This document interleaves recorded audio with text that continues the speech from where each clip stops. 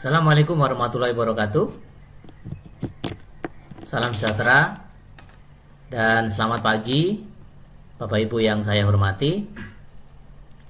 Terima kasih sudah hadir di modul training Fintech Inovasi Teknologi pada Layanan Keuangan. Selamat datang Bapak Ibu semua. Perkenalkan, nama saya adalah Eri Prasetyawan. Saya seorang trainer, konsultan, penulis buku, dan juga praktisi bisnis. Pada kesempatan kali ini, saya akan membagikan pengalaman tentang intisari, bagaimana mengembangkan produk fintech, serta penerapan inovasi teknologi pada layanan keuangan.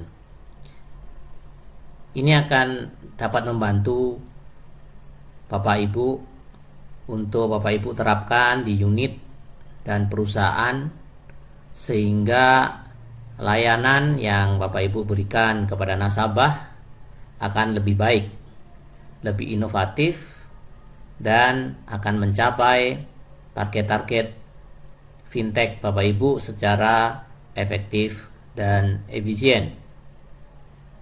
Nah, mungkin Bapak Ibu pernah mendengar bahwa banyak produk-produk fintech yang kurang berhasil di pasaran. Nah, kita akan mempelajari mengapa kok banyak produk fintech yang kurang berhasil, dan kita akan berbagi bagaimana membangun sistem, bagaimana mengatur strategi untuk membuat produk fintech kita berhasil di pasaran.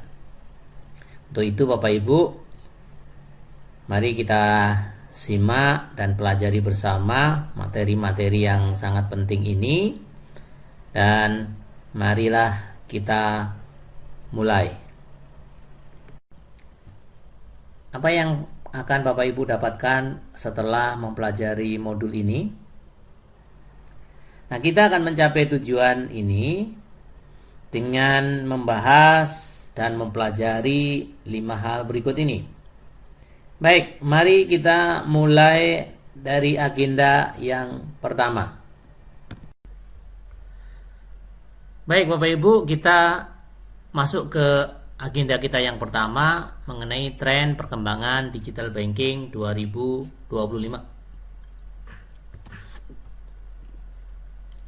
Sebelum kita membahas mengenai tren tersebut, kita perlu mendasarinya dengan definisi mengenai digital banking. Digital banking merupakan sebuah pemahaman baru atau sebuah pengetahuan baru mengenai banking. Mengapa kok muncul pemahaman atau pengetahuan baru mengenai banking ini yang kita namakan digital banking? Karena nasabah dan orang-orang saat ini berada di dalam suatu networking atau dalam suatu jaringan connectivity yang disebut dengan internet. Dan internet ini sudah menghubungkan banyak sekali perangkat-perangkat, ya.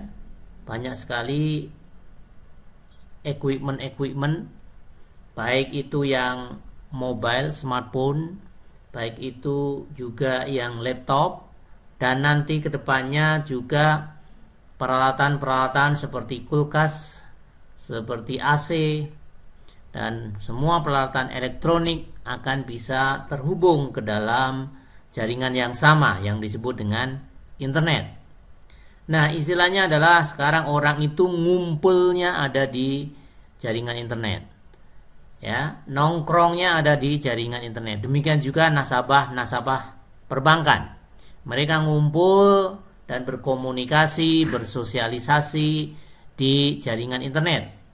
Untuk itu, dari mulai pola pikir, pendekatan, dan juga strategi kita untuk menjangkau mereka, untuk menjual kepada mereka, untuk memberikan layanan dan servis yang baik kepada mereka, kita harus juga menggunakan media digital atau media internet ini. Inilah pola pikir baru, pengetahuan baru, pendekatan baru yang disebut dengan digital banking. Jadi, apa itu digital banking? Digital banking itu tidak hanya terbatas kepada internet banking, mobile banking, ataupun omni channel banking. Tetapi adalah pemahaman baru, new understanding mengenai perbankan. Dari mulai pola pikir, ya, behavior, perilaku, sikap, strategi, dan pendekatan-pendekatan layanan, semuanya memakai media digital. Tentunya akan berbeda penerapannya dibandingkan dengan media konvensional.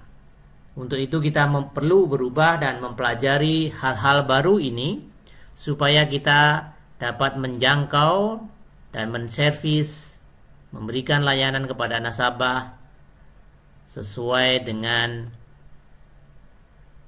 keinginan mereka dan memuaskan mereka.